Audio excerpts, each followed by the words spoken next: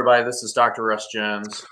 And the effervescent Brad Kennan. Ever smiling Brad Kennan. How are you, my friend? We are wide open.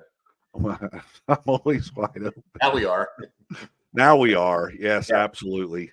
Yeah. How you doing today? So good. A little bit of rain in the area. So got up and did an early gym session. I'm sure you got to the gym this afternoon, I assume. Yes. Right, You had to do something, right? Something physical. 10,000 steps, although I haven't got it yet. I'm at not very high number. I'm not going to tell you yet. I'm not even going to do not even start because all I did is work on I told you that I bought a 1987 Ford Bronco. Yeah, it's cool. It's kind of like the book. It's not white. Yeah, it's not white. So I found this thing on Facebook Marketplace. I've been looking for something. You know, the 60s models you can't touch. They're like 50 grand. Then the 70s models, I found one. It was kind of rusted out. It was halfway across the country and ended up selling for like 15,000. And I have to go get it, and still got some rust on it, but it was black on black, and I like that. But I wasn't sure. So this one popped up in my local area, and the guy, you know, he wanted X amount, like 10 grand for it or something. And the colors had been painted, and it was, but if you read through the comments, it was like, oh, by the way, it overheated, and I think it's got a blown motor. Yeah. So, but I want 10 grand. Right. So he kept dropping his price. So I ended up taking my son out. We went and looked at it. And I said, I'll give you basically half of what you're asking. You asked for it originally. And the guy says, you know what? I'm tired of people texting me about it. You can have it. So it's got brand new wheels. The wheels and tires are, he showed me a receipt for $3,200, brand new wheels and tires on it. He said, I drove it 2 weeks and that's what happened. He said, basically a radiator hose came off, and he said, I kept driving it for about 15 minutes. It overheated. So anyway, I got it back. We've got the front off of it. It's actually in pretty decent shape, and we pulled the motor on it, and the motor's going to go to an engine shop and gone through. And, you know, it's got an old 351 in it, which is kind of like a Chevy 350. Everybody's got them, and the parts are cheap. So, you know, we're at the effervescent, exceptional, energetic Ohio Bigfoot conference in like a couple weeks, 3 weeks. I don't know how many weeks. I think it's in May, so hopefully it's at least 4 weeks. Okay. So is there any chance that we're going to see this when you get there? Zero chance. Oh, okay. So we're clearing that. You will not be there in that. You will not see it there. I will not have it there. That means I would have to get it done, and I'm just not going to do it that fast. What about our next trip to the woods? Will you have it then? Very possible. It's very, very possible. All right, you getting in the woods, any? No. If by the woods you mean on the side of roads in the country, sometimes I do that. Yeah. Out working, and I've been in some really squatchy areas. Other than that, no, not really. You know, are you still running your drone over by that park all the time, though? Yeah, that land that I go to is actually for sale. 30-some acres I got for sale for like, I don't know, $360,000 or something. I figured you would just write me a check for that, and we could just go ahead and buy that, and we'll build a research facility right there that backs up right to the park. Why don't you just take that out of like our next, money check that we get? Yeah, I think our first quarter's done over here in another couple days, so that check will be coming in. So I'll just, if it's okay with you, I'll just take that whole check and we'll just buy the property. It's cool. It works for me, man. All right, I'll do that. I'll just go ahead and do that. Everybody heard that. It's basically a binding contract at this point in time. Yes, that's right. So, all right. Anyway, we actually have to do work tonight. Okay. So, through a recommendation of somebody you talked to out of Iowa. Yeah, my good friend Ontario Richardson. Yes. Is that her? I always thought that was like, is that her first name, Ontario? Yeah, it is. Okay. Yeah, she's in that group of the young up and comers, the people that are the next generation of Bigfoot people. I'm glad that you can be a mentor to them. I'm glad that I'm at the age to be a mentor. your old and wise age. I appreciate that. Whew. Yeah, right. You can write that one down too. Yeah. Okay. Just check mark. I know you're Yeah, looking.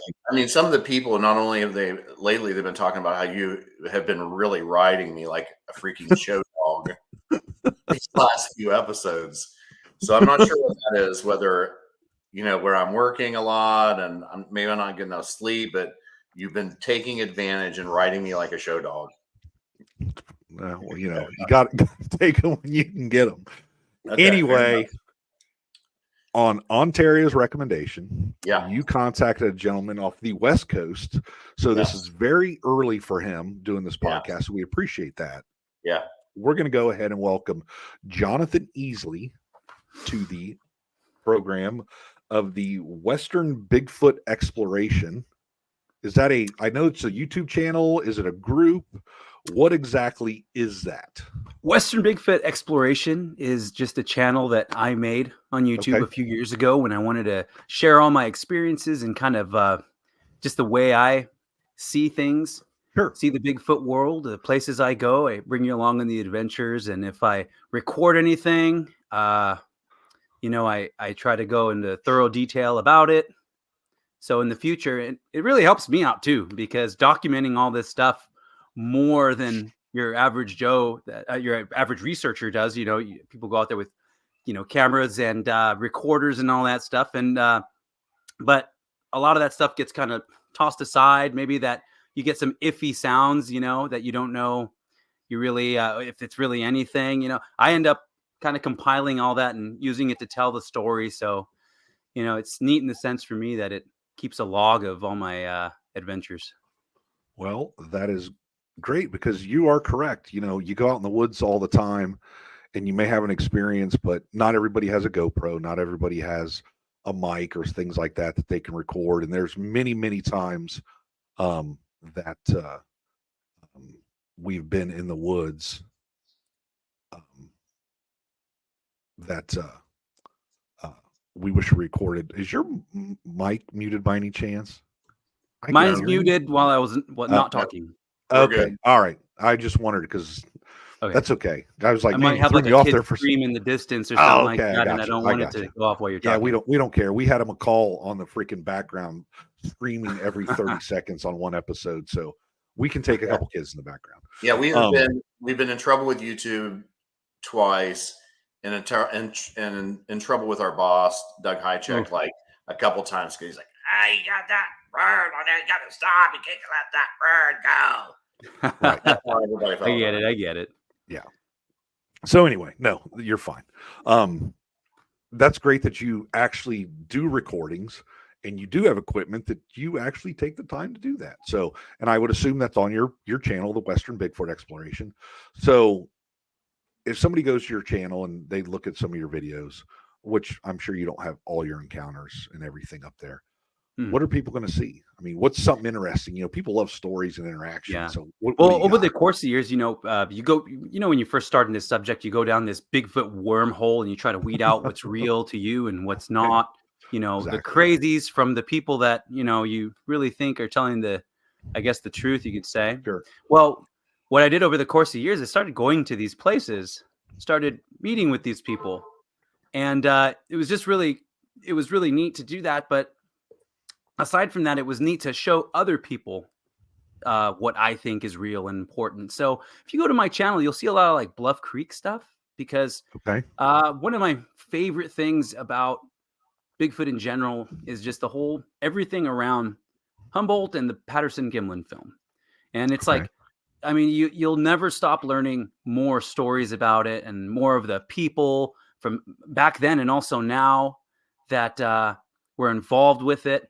And, I talked a lot to like the guys from the Bluff Creek Project. I hang out with those guys a lot. But there are also other stories that I find compelling, like the Paul Freeman video, which is kind of weird that, you look that up on YouTube and you can't find anything on it really, other than people retelling the story. So I went there. I went into as much detail as I could to document everything there. I was going to say, so I have a question. Okay. So from what I understand of that video, or Paul, there was a parking lot. Then you walked up to a path and there was a spring, right? Yes. And then Not really a parking lot. I mean, it's a pond and there's a couple roads around circle it. So how far from when he started recording those footsteps on that path, how far was that Squatch away from him when it walked across? We guessed something about like, I think it was like 60, I believe it was 60 yards, something like that. I think I say it in my video, and that's a guesstimation. And everything in my video is like 10, maybe 5 to 10 feet off. Like I rewatched it and was like, maybe he was to my left, like 5 or 6 feet. But either way, I mean, ballpark figure, we're looking at around, like if we were looking at 60 feet, that's a pretty close distance. And if you're looking through like the little viewfinder on a VHS recorder, I mean, that kind of shrinks everything a little bit. You don't get the perspective, but when you're standing there, when I was standing there and I'm looking at another gentleman that went with me, Mike, it was like, he wasn't that far away. Like, I mean, the reason Paul probably got freaked out is because, one, there's no enclosure between him and the gorilla that's walking across right there, whatever it was, and it's, it wasn't that far. Wasn't that far away. Even today, we take a video with our phone, or we take a picture with our phone, and if you're Android or your Apple, iPhone 15 or whatever, and versus the Samsung, they're always going back and forth with their zooms and all that kind of stuff. They just don't do justice, no matter what. No, it's like, hey, that was closer. That looked really cool when I was taking that picture, but now it's a little far away. I can't really see it, but literally at the time, you're like, oh my gosh, it's right there. You know what I mean? So you're right. Him taking that video, that thing being that close must have been just, panic attack possibilities. But, guys were built a little different back then. So anyway. Yeah. Well, he sounded real, scared in the video. And the path that he walks up, it doesn't look too rigorous on the video. But when you're kind of there, and, I've hiked and backpacked for years, done like Mount Whitney, all the Sierras, and that's all high elevation stuff. I think, just walking up, I think I was breathing just like Paul. Only, Paul wasn't in the best of health at that time. You're a young guy. You should be breathing hard. Still huffing and puffing. Yeah, I'm still huffing and puffing. So it's a rugged terrain up there. Oh, cool. All right. So what about, I heard you say a couple things I was curious about. Did you get a chance to see at the end of the video? For years, no one noticed it, but then now everybody's talking about the baby's feet that are swinging around. Yeah. Do you have an impression on that? So the first time I saw it was actually there. This gentleman, Mike Casey, who I was with, he's a fellow researcher. He shows me on his phone. He goes, "Oh, I got this sharpened version." He shows me, and I literally gasped. Like, it was pretty crazy. You do see these little feet come up. Yeah. And, you want to give like a benefit of the doubt either way. Like, it could be some sort of motion blur and your eyes are just picking something out. It's not that case, like, at all. Like, these are pretty clear. And this whole upward motion where the baby comes up, and these are available through Michael Freeman's book, the Freeman Bigfoot Files. They have some QR codes in that book when you purchase it that will send you to the special YouTube link. And it's pretty compelling. I haven't had one person watch it and not say, "Wow, I had no idea that was there." And it's all of a sudden it's something that's a lot more real to them than it was before. I thought it was interesting because, I don't know if people knew this or not, but I was one of the associate editors for Michael's book. And Brad and I had Michael on a long time ago. I don't even remember when it was. And it was Doug Hychek was the one that originally had seen that. And it was like when he was doing a long time ago, maybe he went during Legend versus Science. And he said he mentioned it and no one really paid any attention to it. And then it was like later people started talking about it. And really just in this, since Michael's book is really when the public's becoming aware of it. And I doubt most people even know about it still. Yeah. Well, also, this is for myself. I had always wondered about the Freeman footage. And so what do? You type it into Google and just a bunch of stuff, random snippets here and there. You end up like in all these different places in the internet, finding little bits of information. So it was really hard to gather information for myself to decide if this was real or fake, or does it, Yeah. like, so it wasn't until Michael's book came out that anybody had any of this information, or at least the general public like me had any information. And it was all kind of put into one place for you. And finally, I realized that it wasn't this standalone video of a guy that happened to film one. It was part of a long history of research that he and others had done in the Blue Mountains. So that's a piece of all of this evidence. And I think it's only fair to look at all of the evidence that was gathered, the footprints from multiple people, and the thing about that, people don't understand. He would have to drive an hour after work to get to this spot. And if we remember, Russ, his daughter's car broke down. So instead of going right to the spot after work, he went and fixed his daughter's car, and then he went to the spot. And he thinks he caught him off guard because he was out of schedule. And that's what happened many times. He was going a regular time. They knew he was there at a regular time. They show up. They think he's not coming that day, or he's already been there. Maybe they were watching him previously, and then boom, he shows up. And how many times, you remember we interviewed that one lady was on Finding Bigfoot that I had on that TV show. And she told us she walked her dog same time every day. That day, something happened. She was out there off schedule, and boom, bumped into, a Bigfoot. Right. So, I mean, it's hard. It's weird because when you're in the woods, like I'm out there with Shade all the time. I'm trying to repetitiously go to the same places, sometimes even wearing the same clothes, the same color shirt, trying to get them to see, here's that one guy that walks with that black dog all the time and stays close to him and doesn't chase the animals, blah, blah, blah, blah, blah. But then on the other hand, there's something to be said for, we need people out there not doing repetitious type things. It's hard to know what the right thing to do is. Yeah, correct. No, and I've heard many stories about, both sides of that, surprising them, and then also just kind of those out of the blue encounters. Right. Yeah. How many times have you been, and I'm coming back to the Paul Freeman thing, but how many times have you been at Bluff Creek? I've been to Bluff Creek maybe six times, maybe. Okay, and of course, for the listeners that don't know, that's where Patty was filmed, the Patterson-Gimlin film. So, which one is more of a squatchy area, the Blue Mountains where Paul Freeman was, or Bluff Creek? Well, I haven't. We'll start with like me personally. I've only gone one time to the Freeman site, and it was what happened there as far as experiences goes.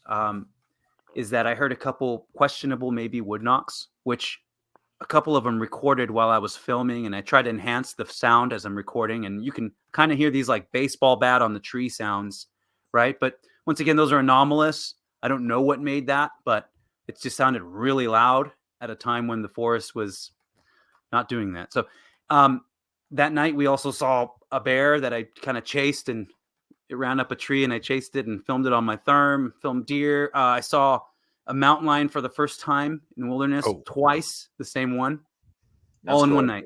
So, that was my experience at the Freeman film site. In Bluff Creek, I've had lots of things happen, so for me personally, if I were to choose today, I'd go to Bluff Creek just because I feel more comfortable at that place. I kind of have an idea of where I think they are, kind of honed it down. My research is much more established in that area than it is at the Freeman site, but both are like just really plausible. Both of them have things going for them, like the Mill Creek watershed up in the Blue Mountains.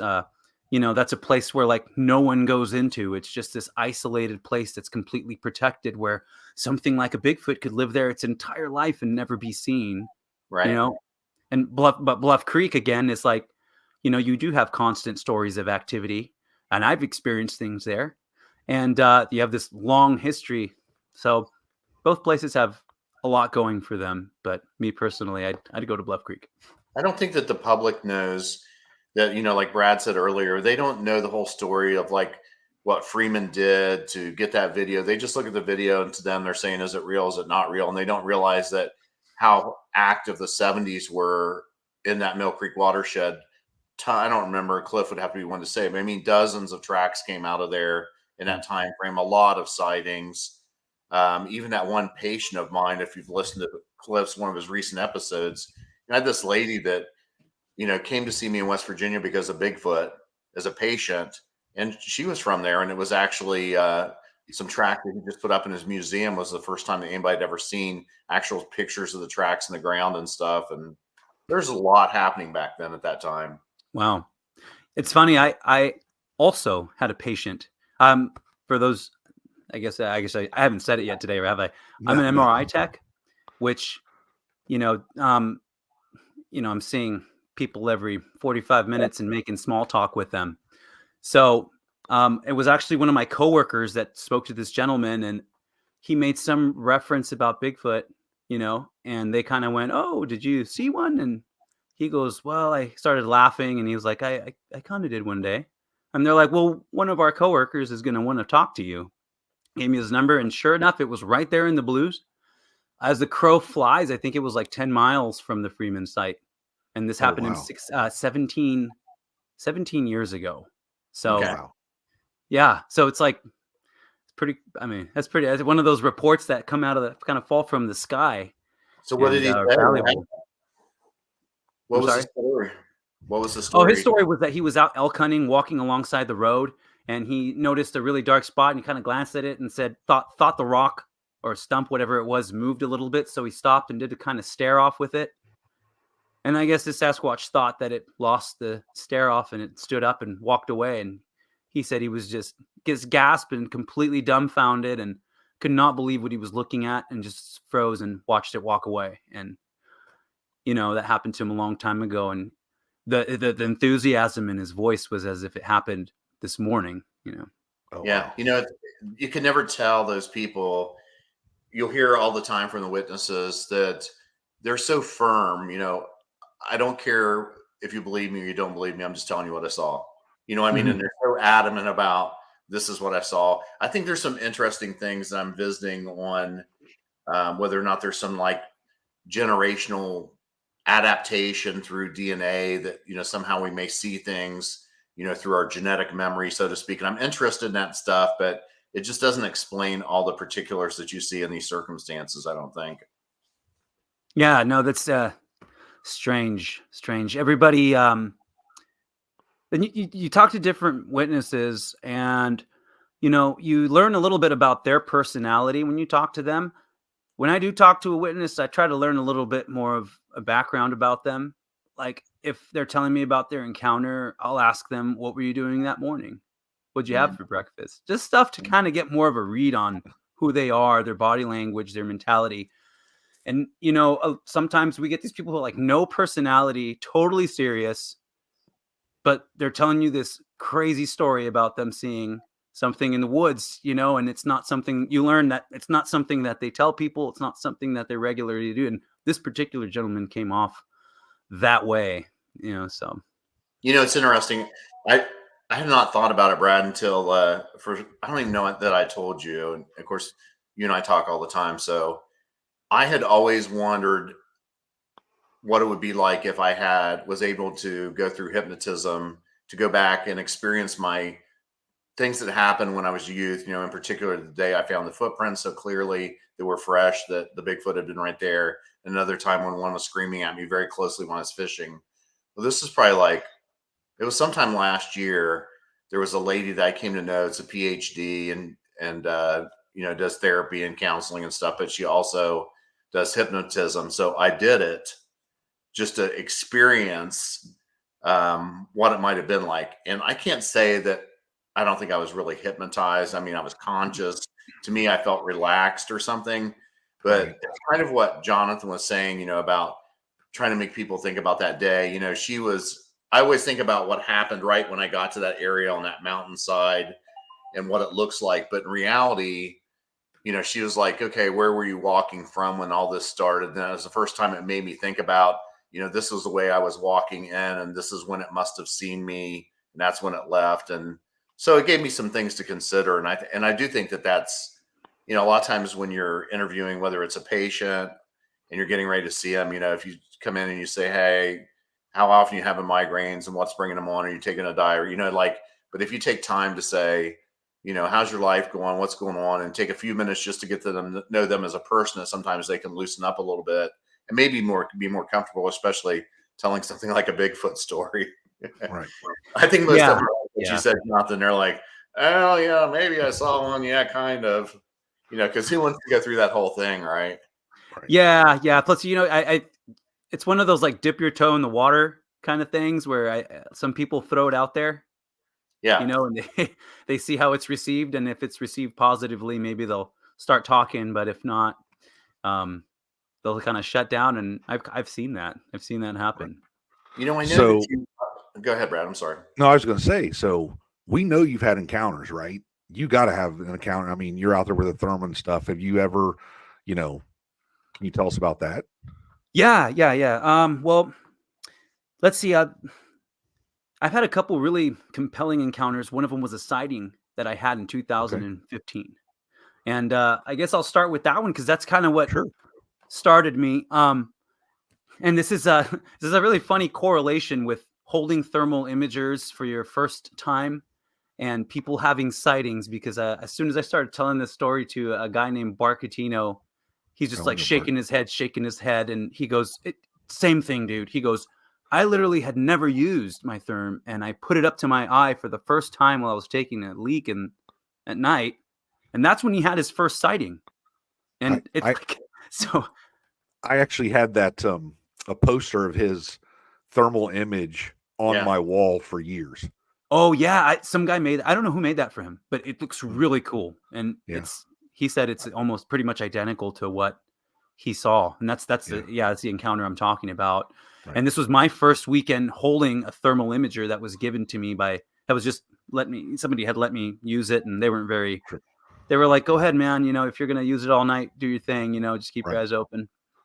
What had happened was, you know, I had been just kind of talking to people within the Bigfoot community, and I was still new at this. At that time, I had been backpacking and hiking a lot, so I was doing, you know, way into the whole outdoors thing and kind of dabbling in the Bigfoot as an interest. And there was this story that kept going back and forth, and it just kept popping up, and mostly negative stuff about it. But you know, everybody has their opinion about it. But it was the whole Justin Smeha kill site deal. Yep. And you know, there was a group that had been going up there with him and on their own often, and they had been documenting activity and, you know, cueing me in on some of the stories that I'd been talking to them. And these didn't sound like crazy stories. You know, his story sounded like a crazy story to me. I wasn't sure if it was real or not, but the rest of it sounded legit. And they said, you know, why don't you come out with us one weekend? You know, and we said, okay. And we went up to Plumas National Forest up near the Gold Lake area. And I had just met all these individuals who were like, and all these people had also met, some of these people had just met each other. I think it was only 3 people at the time that had gone up there frequently and been doing this. So we set up at this spot, and, you know, mind you, I had been, you know, backpacking. So I was very familiar with the sounds of the forest. This wasn't something new to me. It was a little creepy hearing his account over the campfire at night while he had his coyote collar blasting into the woods, which that's one of their techniques. And well, heck, it worked, because, you know, his idea was saying, you know, we don't know where they are out here, but we blast this thing in hopes that one of them will come to investigate, you know, these sounds, coyote or deer in distress, and, you know, just all these wild game sounds. And they do that every night for about an hour and a half, you know. And we had a couple things happen, like a possible trackway right through camp when we had all been gone. Oh, wow. I did hear just this, my first experience hearing a knock coming from the woods in the dark, it was dead silent at like 2 a.m. You just hear this like baseball bat on a tree really loud. And it was that final night where, you know, the last person had actually tucked away into bed. You had Justin right next there in the cot, sleeping fireside. And I was about to turn in. So you were with Justin. Correct. Yeah. Just quick aside, you know, what do you think of him? Was he telling the truth? First, I Or want we to can talk about that afterwards. We can talk about afterwards. We can too. All That's right. fine. If All right. we can definitely do that after. But I so we wrap hate up to interrupt your sightings. story, but I'm trying to Oh, take it's a cool. note It's here, cool. and I wanted to like, what do you It's know? kind of a 'Cause- big thing to just like skip over, like, oh, yeah, it was Justin, and heard his story right. and whatnot. Yeah. Like it's a So huge anyway, go story. ahead. Go ahead with your story. We'll And talk yeah, about it here in a I second. get it. Oh no. So the last person had just gone to their tent, and I was getting about ready to turn in as well. And I stood up and with the intention of scanning the woods just a couple last times. Fire was dying out right behind me. And it was, I didn't put that correlation together at the time. And it took me about a year or so to realize that the fire had completely gone out, all but like just a little tiniest flame. And that's when it happened. So was it waiting for the fire to go out? I don't know. But what happened was I looked up, and as I scanned across, I saw what looked like a humanoid figure standing there, but it was also my first weekend holding a thermal imager. So I had spent the whole weekend like ruling things out and walking up to like rocks that gathered heat throughout the day and realizing that it's, not a deer, not a Sasquatch. It's actually a rock. So I was expecting it to be another rock or something like that. And as I kind of stayed focused on it, I noticed some movement, and I noticed an arm kind of pick up, its left arm kind of pick up and go back down. And, so what happened was that I watched it for about 2 minutes, and I thought it was 30 seconds, but I hit GoPro to get the audio, and I tried to actually line it up with the therm at one point, but I couldn't. It just didn't happen because Right. you can't see through the viewfinder. You can't look in your GoPro.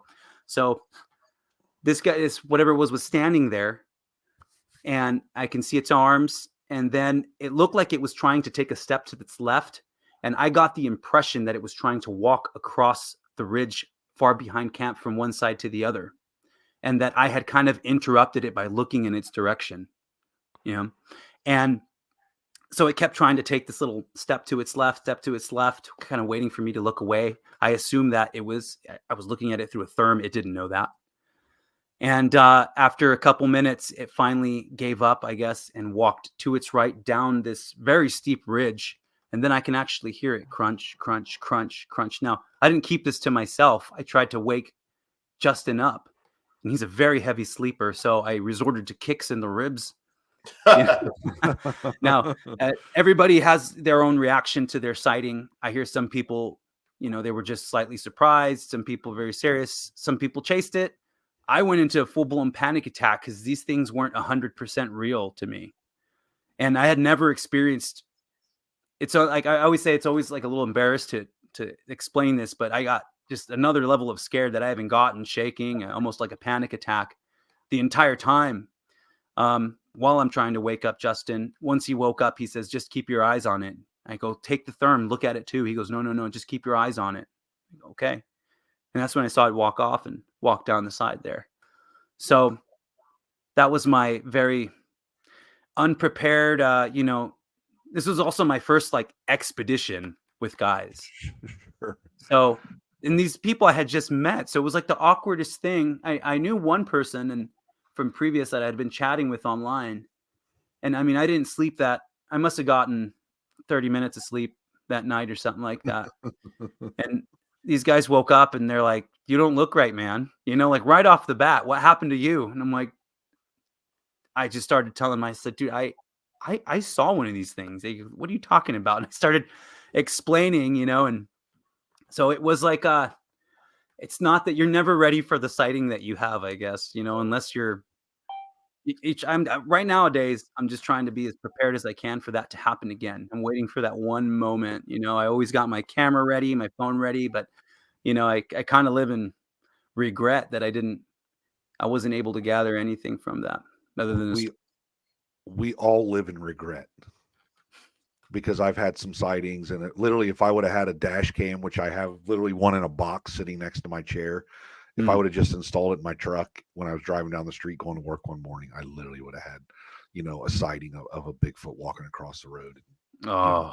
Early morning, daylight, it would have been, unquestionable what it was. 3 steps across the road, full black head to toe, the funny gait, the whole thing. Mm-hmm. Yeah. And I always say, look at the people that have recorded them. They're people that like dedicated huge chunks of their that's life to this. You yes, know, Freeman was Yeah. up there way too much, probably. His job. Roger Patterson would practice sitting on his horse and reaching back into his canvas bag behind him and pulling his camera out and jumping off his horse and starting to record. He'd practice Right. that, according to Wow. Bob Giblin. It's like, well, that's why he got the footage. And even at that, his horse bucked him, landed on top of him, messed up his ankle, and he still ran after it. You know what I mean? So had he Yeah. not done his little practice runs, he wouldn't have got it. He would have been like you and I, just telling another story. Yeah, exactly. I think that So I try to push to that level of preparedness myself. I try. we discount how much time that some people are actually doing out there. I think it's when you said your experience and you had a panic attack, it reminded me of, he's from California. I don't know if you've ever met T.A. Wilson. He wrote a book that was on evolutionary biology relating to Bigfoot, and it wasn't well received by some of the academics. And then he wrote this first book called In Pursuit of a Legend, 72 Days in California Bigfoot Country. And he's an interesting guy. Him and I have communicated a lot over the years, but not recently. And he's not in the Bigfoot community. No one knows him. He's not friends. Like when you're friends with him, he doesn't have any other Bigfoot friends. But he theorized that if he went to all the Bigfoot places in California that were well known in the Sierras, every place else, and he just hiked in and he was by himself without a weapon, no fires at night, that he thought that he could maybe have a Bigfoot encounter. And it was like the last day of his, I mean, I can't imagine that. First of all, I mean, it takes a lot of guts if you're not carrying a weapon to be out there hiking anyways, and to stay overnight by yourself with the people that have done it. I mean, I've done it a lot. It can be sketchy. And so he did it, no fire or anything else because of, the fire seasons. You're not allowed to burn fires out there and everything else. But he had gotten turned around and got off trail. And so he kind of turned around and went back the way that he had came. And when he did, he bumped into a Bigfoot and it was standing behind a tree and was shaking the tree at him. And then he kind of turned around and just ran away. And I teased him. I'm like, dude, I mean, you spent 72 days out there, like, after this thing, and he had heard one, he thought, like, another time. And I'm like, here you are, there's mountain lions, there's bears, you don't have a fire, you don't have a gun, you're by yourself, you're in off trail all the time, you never stayed on trails. And he sees a Bigfoot and he runs. And he's like, I know. Yeah, I get where he's coming from. I don't know. Maybe you have to like see one to get in that mindset that next time I'm going to record one. I mean, it's like that Roger Patterson, that was his first sighting. So he pulled it together enough, but not this guy, not me. He was a rodeo cowboy, he was an outdoorsman. I mean, yeah, probably for a lot of people, they would be perfectly fine. But the issue is that, I just talked to somebody today. Of course, every day I'm talking to a witness or somebody, and it was interesting. There's this little area here. Of course, all of West Virginia is woods, but there's a park here. It's maybe a couple thousand acres, but it's surrounded by woods. But someone asked me the other day if I ever go there and hike, and I was like, no, I don't go there and hike because Bigfoot's not there. I only hike where Bigfoot may be. And that person laughed. But then today, this guy asked me if I was familiar with that, and I was like, yeah. And he had a friend that, apparently had seen a juvenile that was only about 3 foot tall, and it really scared him. And I haven't talked to him yet. I'm hoping to, in the next couple of days here, have a conversation about him. And I thought, the truth is, a lot of these places, you don't really know. They could be anywhere, and you don't really know where they are. And of course, they're dumpster diving and after the trash cans, and maybe a park like that that's, a nice hiking place that has tons of trash cans is tempting at night. Nobody's there at night, so maybe it's not a big deal. There was actually a report from the place that I had my sighting 4 miles toward the road. This is near a place called Bassett Station, for those who are familiar, that there was actually a Sasquatch digging in a trash can. Yeah, that's common, man. Yeah, I never would have imagined that. I thought they don't need to bother with our trash, but we had easy pickings every once in a while might be a nice thing for them. Yeah, when Doug was on High Check, we talked about that, he believes, and it makes a lot of sense, that they're a lot closer to us than we believe they are. They're kind of on the outskirts of these communities, so you got farms out fairly close to the city, out a little bit, but they can get up into that farm and they can get sweet feed or maybe corn out of a corn crib or, trash out of a dumpster. If guys have burn barrels, a lot of people out in the country maybe not even get trash pickups. So they have a burn barrel. They just go throw trash in the burn barrel, maybe burn it on a Saturday morning or something. So it's sitting there for, we've, I had a witness that, through somebody told me about a guy that literally had a burn barrel out by the woods. And, every time you would burn the trash, Bigfoot would throw rocks at him. And, he was scared to death. Actually, his wife was scared to death and wanted to move, and you couldn't talk about it, but he didn't want to move, blah, blah, blah. So, maybe they're a little bit closer to us than we think they are. I think Perhaps, yeah. Go ahead. I think it also has to do with where these Sasquatch are and what part of the nation. For example, like talking to people in Humboldt, I can't say I've ever heard a story of one coming into someone's property and digging through a trash can. I have heard them going through people's backyards and stuff like that.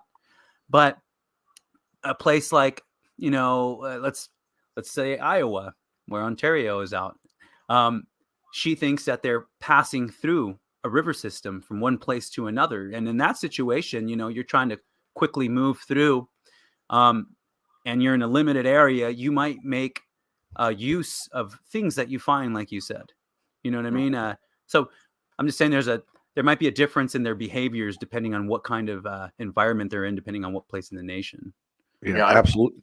Yeah. I was talking to Kenny Brown one day, and him and I were talking about, there's this one park and they have like 100 cabins. It's very wooded. It's very remote. There's dumpsters there, and that they're coming there and they're going to it. The question is, when you're looking for them during the day, are they 2 miles away in, a remote valley where they don't think somebody's going to walk, or are they 10 miles away? And I think that's the big question. I mean, how far are they comfortable traveling at night? Because obviously they don't look at distance like we do. They move with so much more grace. And of course, largely they may be larger than us in many cases or whatever, but are they staying just a little ways away? So that's where you need to concentrate your efforts. Or are they 8 or 10 miles away? And, it's hard to pick an area then. I wish we knew. I think it's interesting. Yeah. Yeah. It's hard to find like where they stay, where they roam. And like I was talking about in Bluff Creek, like we've had a series of things happen in certain areas. And if you look on a map, it's almost like if there's this ridge line that runs a long way along Bluff Creek. And I don't know. We've had lots of things happen on that particular ridge. So we think that they're moving through there or living there. We don't know. So, but I think they like to stay on the side of hills. How I imagine it is, and I've talked about this many times where Brad lives, there's monster bucks. And so these monster bucks stay back a ways where no one's going to go. They know where no one goes. They know where they're not going to see people. And then as it gets closer to dark, they creep up into a staging area that it's not in the open. It's not where the food is. It's back ways, but it's just close enough. And then when it gets dark, then they're right there, and that's when they're going. And that's how I imagine that the Bigfoot seem many times to be on the side of hills where people don't go. I picture like a little spring that's right there, a seep off the side of a hill or something like that. It's hard to imagine. Once it's dark, then everything's fair game, right? Because we only control the woods during the day. Exactly. Yeah. Yeah. And we're only a quarter mile off a paved road or trail at that point in time anyway. So yeah. That's another thing that people I feel like when I talk to backpackers, when I was doing a lot of backpacking, I'd hear a lot of strange stories, and online, I noticed that maybe backpacking communities aren't very receptive to anything Bigfoot, but when you're backpacking on a trail, 3-4 days in the Sierras and you're running across people that are doing the entire JMT, for example, or the PCT and stuff over a campfire, people loosen up and they'll tell you a strange story. And it's not as a far-fetched thing anymore when you speak to these backpackers, in person around the fire.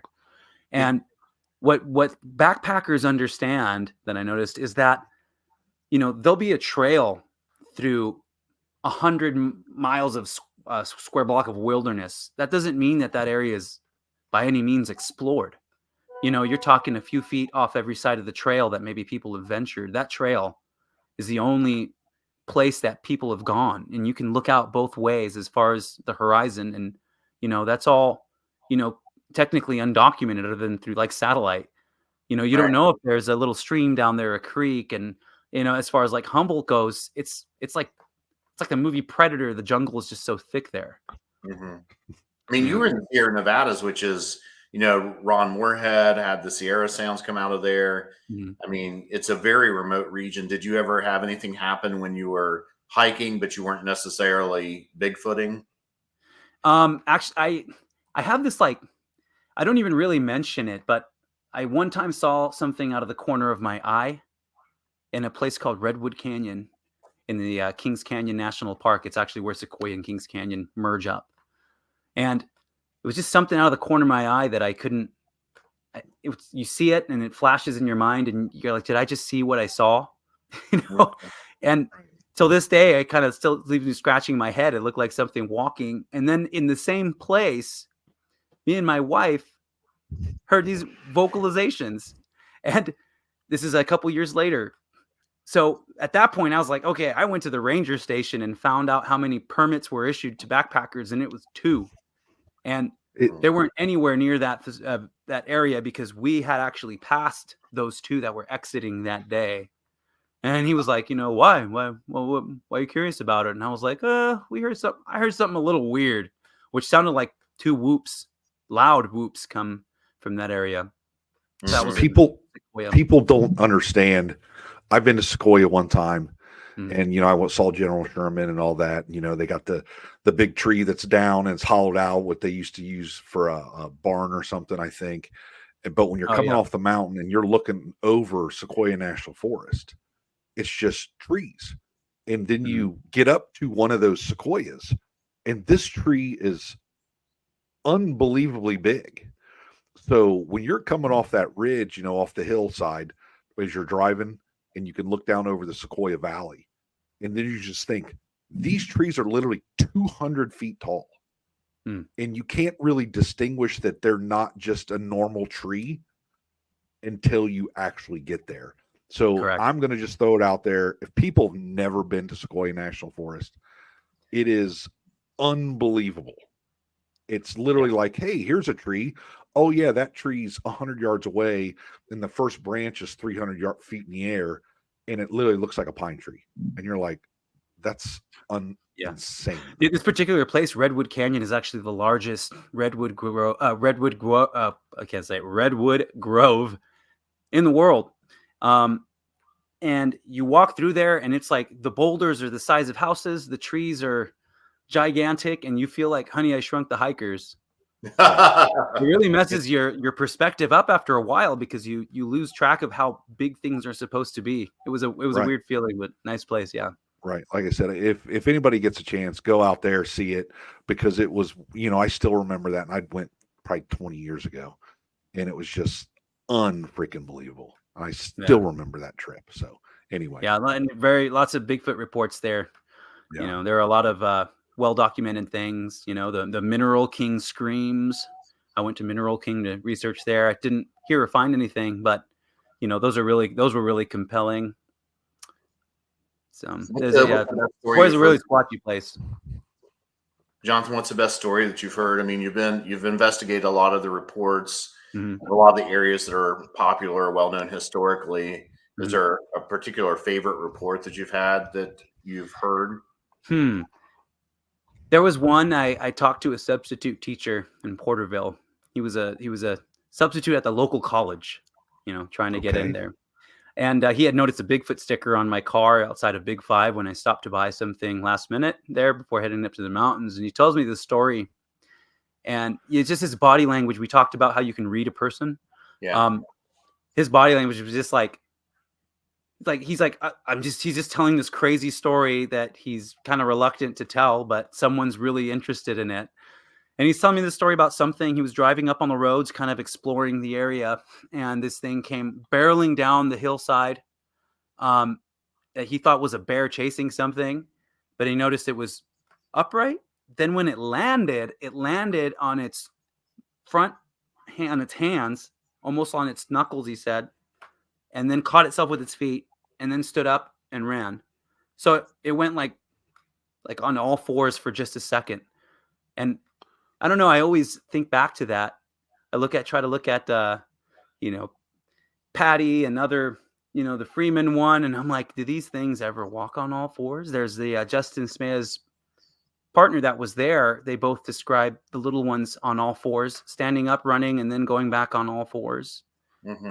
So I try to pick out these correlations, but that's one of my favorite stories, just because I wish that I could have had him on camera, because he was very, very, you can just tell he's being truthful. I don't know. Right. All right, so back, you mentioned Justin again, because he is a very controversial person in the Bigfoot world. Very, him and Todd Standing. So these are two guys that just, whatever. Yeah. The difference is one has a story. Justin just has his story, and he doesn't. There's a lot of things that I learned about him. In a nutshell, he was out there with his friend. They were doing something probably illegal. I think they were poaching that day, but they went out to find where they placed some bear bait, saw this thing. He shot it. They looked after it. His friend's screaming at him, why'd you do that? And don't do it. And he says he shot a little one too. Yeah. And you hear the story in person, and it makes your stomach turn. We went to the site, and he walked me all through it. This is where we put it down. This is where, and he never asked for anything, is what I learned. Okay. And I thought he was out there going on TV shows and stuff. I didn't know that he posted on a website, a hunting website, asking if anybody's seen or shot a Bigfoot. And it was, I believe, Ken Walker who saw that post, referred him to Derek Randall's. So anyway, people came to him. That's what I learned. He didn't reach out to anybody really. And everybody who goes up there, he's kind of helped them along to go up there and showed him the site. And he's more than happy to do it if you have a genuine interest. And I'll even say he's a very nice guy in person, but he is very hated because he's either lying and people hate hoaxers, or even worse, he's telling the truth. Mm-hmm. And he did kill two. He did shoot one and kill another one.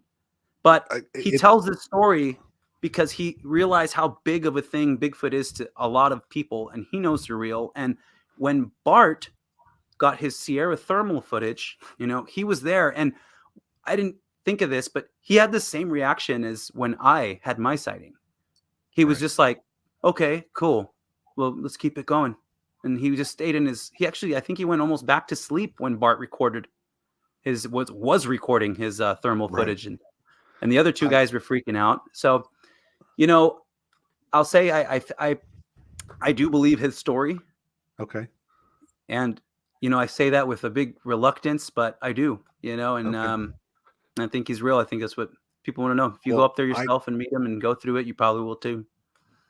I had heard a rumor, which somebody told me this. I didn't see him, but this person said, I saw an email chain between him and a DNA lab that stuff was sent. And it was, hey, kind of weird. We don't really know what it is, blah, blah, blah, unknown human or something like that. And then it goes, kind of back and forth, and the emails stop just for a long time. And all of a sudden an email comes back from the lab and says, oh, it was just a bear. And we lost your sample and it's been destroyed. That was Brian, Oxford, the Oxford DNA study, Brian Sykes. Okay. Justin had. That's roughly kind of what happened. What happened was that he got DNA on his boot from when he shot the little one, and he held it up. It dripped onto his boot, and he had sent that in. I guess I think he had sent it into somebody. Anyway, Sykes told him that he can. This is Justin's version. Sykes said that he can extract the DNA from his boot like no one ever could. So he sent them the boot, and the word on this is what he said. What Justin says, that they told him beforehand, before filming that part of the show, that. Sykes told him, Justin, I believe you, and everything you said was right, and set him up for TV.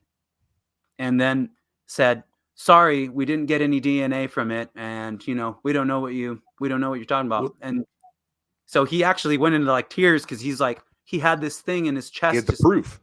He had the proof. This is it. It's all over. There's DNA. and everyone's going to know my story's real. And then on TV live, they crushed him. That's what he said. And, you know, it kind of looked like it to me. And we know TV that moment. Yeah, we know that was kind of a made for TV moment.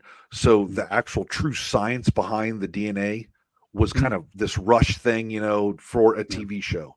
It wasn't a true scientific piece of evidence. It was, you know what I mean? It was kind of like, let's kind of get it done for. Well, for for example, Bob Strain had sent him some very legit samples, and he totally disregarded them. And he took he took samples from some guy in the Sierras that, I mean, I forgot his name, but it's not even worth mentioning. And you can't even find the guy anymore. Right. Yeah, I sent samples into him, and they just told us that they didn't test all the samples, and they destroyed everything in the end. So that was the reason why we've had problem getting samples for the North Carolina State thing in certain cases, because there's people, myself included, that hold back stuff because, you know, some of the stuff that we've put out there, and it's hard to get evidence. I mean, this is a rare animal. I mean, it's hard to come up with stuff. I mean, you know, if you're on Facebook, you'd think that people are coming up with stuff every day. But if you start asking people, then give me something or send me a hair. I say that all the time or whatever. And you don't get anything. I mean, like I said, and you know, Darby Orcutt is very, you know, seems like a really straightforward guy, very honest. That's also the way that Sykes came off in the beginning, right? So I understand people's reluctancy, but it sounds like a good thing that they're doing in North Carolina. So I hope people do send in samples. I've directly asked Darby, is your computer linked with the federal government in any way, shape, or form? Yeah, he didn't like that. Because we know that as soon as that DNA hits and those markers hit, that the little guys the guys in the black suits and the black Suburbans start rolling up and send the choppers and let's go. And that's not such a conspiracy theory. If you pull DNA on some animal that's roaming the Pacific, or that's roaming this nation everywhere but Hawaii, basically. Yeah, exactly. Yeah, that it's someone's job somewhere. To get a hold of this and you know, take control of it. Squash it. I think Darby exists. Squash it or try and solve it. Take it and solve it themselves, which government tends to not be good at any of that. Right. See, I believe that they know it's out there. They have evidence. They have proof. I think I said something to Russ the other day where it was something was in this big. It was a semi, and there was a big container, like a, you know, maybe somebody said it was a bull elk was in it, but this thing was just beating on the side of this thing, and they're filming it, and it just sounds like this angry thing, and it was on a Bigfoot site or something. I think I sent it to him, but you know, like I said, I've been through this 100 times. That I believe if these things existed, if the government knows they exist, they're trying to keep it quiet because timber industry. You know, who's going to go out in the woods? There's going to be two people go out in the woods, you know, or people aren't going to go in the woods, number one, if they're afraid. And number two, yahoos with big guns are going to be going to trump through the woods, shooting each other. So, you know, that's my point. Yeah. I don't want to speak for Darby, but I think Darby's point was that he feels like that the people he's working with are honest and reputable, and they would love to get a chance to be that person that proved the existence of something. Right. Yeah. Exactly. I don't think that there is systemically some anti-Bigfoot group inside government or the Bigfoot hidden secret group or whatever happens to be. I think that there's people that know inside of government, but there's not some type of, you know, protocol or whatever. But I could be wrong. I mean, there is. Yeah, I'm wrong like every day. So, you know, I could be wrong. There is. Yeah, I'll prove it. To you I wasn't all into the Bigfoot subject when under the Bush administration, but back then I wasn't into it. But there was an official. Oh my gosh, his name is escaping me. But he's the guy that took the first pictures of the Patterson-Gimlin trackway. It's on the tip of my tongue. I'll come up with it. But he was a young man, and he went through there and took pictures that Renee DeHenden later used as well. And he has a clear picture of that mid-tarsal break that was done. Well, that guy ended up climbing the chain, working all the way up for the Department of Fish and Game, being one of the heads, I believe, up there for Fish and Game under the Bush administration. I thought if there was a person that's going to blow the cover off of this thing, maybe it's him. You know, it's this guy. So I mean, this guy saw the Patterson-Gimlin trackway and made it all the way to the top rungs of government and fish and game. So bummer that he didn't do look that. what people went through. Well, look what people went through just during COVID, as far as your job, vaccine. People had to do things that they didn't want to do because the almighty dollar and their livelihood, which I get that. I understand that. If you got kids at home and you need to do something, you have to take care of you and your family. Nobody else's name is on your mailbox. Nobody's name is on your mailbox besides yours. That's your mortgage. That's your house. That's everything inside your fence. So, but if, the government comes to him and says, hey, we know that you know about this thing, but, you got a pretty cushy job and you got a really good retirement, that's going to go away. Yeah. I think people tend to be quiet. So, yeah. And that does happen. And I know one instance that it absolutely happened. And it's a little story that'll take me 20 seconds to tell. Go ahead. We got time. Russ is cool, glazing over a little bit, but I think he might have some beef jerky. No, so I was just talking with it's also involved Stacy Brown. Justin Smay had posted. Well, you're hitting all of them tonight, aren't you? Go ahead. Yeah. We're bringing in all the names. Everyone's here tonight. Everyone's involved. You can just put them in the tags and no. So he had posted as a joke. It was when Megan Fox had expressed a few years ago, oh, I believe in Bigfoot. I'd want to go looking, right? And that went viral. It was all over the internet. It was funny. It was like on Yahoo News and stuff, right? Well, he had posted, oh, I'm going to pick up Megan Fox at the airport and then go up and look for Bigfoot, right? And it was like, haha, okay. Well, he actually was with Stacy Brown, and they all went up to the kill site. They got there, and there were multiple trucks, fish and game, waiting for him. Really? And all their heads popped out, and they started asking him 50 questions about anything you think of, and occupying his time, asking Stacy questions. These guys, so he's like, they saw my post and knew I was coming up here, and he thinks that they expected Megan Fox to show up. But really? So, but that's funny. That correlate that actually happened. That he posted that. Can you imagine a bunch of dudes like fishing game trucks, a bunch of dudes sitting around the fishing game, because it's the fishing game guys. There's not a lot of, let's say, female individuals in the fishing game world, probably. So they're all going like, man, Megan Fox is going to be up here. You can't imagine that all of them like, hey, we have a conference we got to go to up at that place, and they're all showing up. That'd be hilarious. Yeah. But how government officials knew, and they know the spot, they know where he was going to be. So, it's not that far-fetched what you're saying, that someone will. And he said that they've showed up to his house. He's on podcast talking about that. So that's the times that I've heard of that. Right. Well, maybe we need to get Justin on and talk to him. Yeah, I'd love to get him on and talk to him. All right. Jonathan, that was awesome. Yeah, it was great to meet you, man. So happy to get a chance to talk to you. Oh, man. Yeah, happy to meet you guys, too. Yeah, you're one of the young, great minds of Bigfoot. You spend a lot of time out in the woods, which is good, which a lot of people don't. You do your hiking, you do all that kind of stuff. You're documenting it, and you're documenting that on your Western Bigfoot Exploration. Western Bigfoot Exploration YouTube channel. People can find you there on YouTube. What else you got? Anything? You want to sell some T-shirts or something? You got a merch site? You got anything? Not yet. I'm gonna put one up soon though, and I'll be linking that to my my Instagram page. You guys can follow me on Instagram. I post from time to time there. And what's your Instagram? All that. So, and that's under Western Bigfoot Exploration as well. Okay. Hey, thanks, man. We really appreciate your time. No problem. No problem. I'm happy to be on.